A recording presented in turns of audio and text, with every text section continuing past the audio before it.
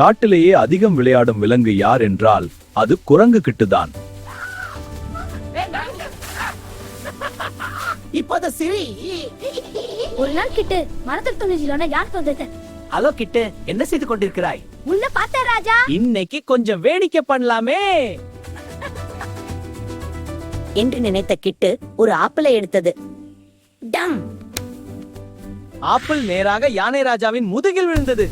அது நேரா விழுந்துச்சு பாரு. யானை ராஜா திரும்பி பார்த்தான்.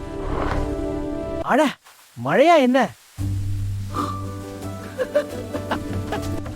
அட, மழையா என்ன?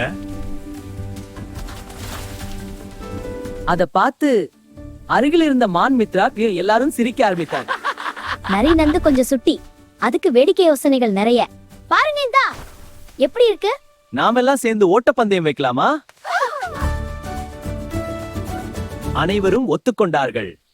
பந்தயம் ஆர்ந்தது.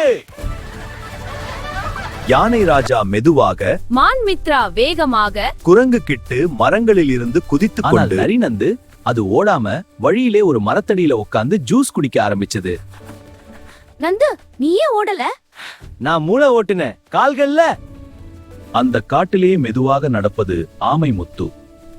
ஆனால் அது மிகவும் புத்திசாலி. ஒரு நாள் எல்லாரும் சேர்ந்து மறைவாட்டம் விளையாடினார்கள். குரங்கு கிட்டு மரத்தின் உச்சியில், மித்ரா புதரில், நரி நந்து கல்லின் பின்னால். குரங்கு கிட்டு மான் மித்ரா அது அங்கே உட்கார்ந்தது.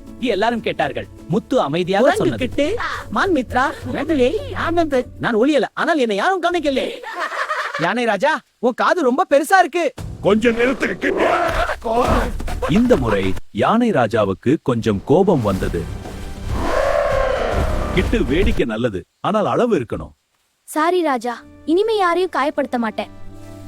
அதை கேட்ட எல்லா விலங்குகளும் அமைதியாகின. அன்று மாலை எல்லா விலங்குகளும் சேர்ந்து ஒரு சிரிப்பு விழா நடத்தினார்கள்.